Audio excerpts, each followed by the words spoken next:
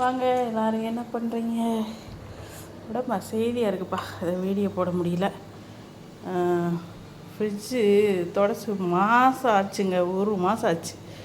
இன்றைக்கி ஃபுல்லாக தொடச்சி வச்சிட்டேங்க. இதுதான் எங்கள் வீட்டிலோட ஃப்ரிட்ஜு.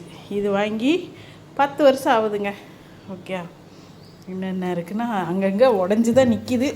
மாற்றக்கூடிய ஸ்டேஜில் தான் இருக்குது. நேற்று 2 பாக்கெட் மாவு வாங்கினதில் 1 பாக்கெட் மாவு இருக்குது. அப்புறம் நாளைக்கு சாம்பார் வச்சுருவோம்னு இந்த கத்திரிக்காய் வெண்டைக்காய் கிடக்கு, பார்ப்போம். பச்சை மிளகாய் இப்படி திறந்து வச்சுருக்கேன், நான் மூடி வச்சா இதாகிடுது, அதனால் அப்படி வச்சுருக்கேன். ஓகே, எங்கள் வீட்டு ஃப்ரிட்ஜை பார்த்துக்கோங்க. இது பால்கோவா நேற்று வாங்கினது, நேற்று வாங்கினது. இது ஃபேஸுக்கு ஏதாவது க்ரீம் போட்டால் இது தண்ணிக்குள்ளே போட்டோன்னா துணி மாதிரி காட்டன் மாதிரி பெருசாக வரும், அதை வச்சு துடைக்கிறது. இது பட்ரு, இது ரோஸ் மில்க், ஆர்டினரி, உங்களுக்கு எல்லாத்துக்குமே தெரியும்.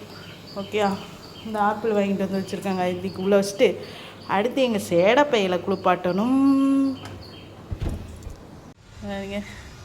குளிச்சுட்டு தோட்டுறானா, அவனே தோட்டுவியான்.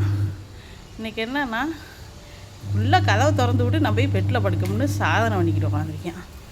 அப்பா, ஒரு வழியாக ஃப்ரிட்ஜையும் தொடச்சாச்சு, சேடவையும் குளிப்பி ஆட்டியாச்சு. ஒரு டேங்கு தண்ணியும் காலி. ஒரு வாளி மிஷினில் போட்டிருக்கேன், சேடவை குளிப்பாட்டியிருக்கேன். அந்த சாண்டு கவர் அலசியிருக்கேன். அதுக்குள்ளேயும் தண்ணி காலியாகிடுச்சுங்க. நீ அடுத்து மோட்ரு போட்டு நான் குளிச்சுட்டு பாரேன்.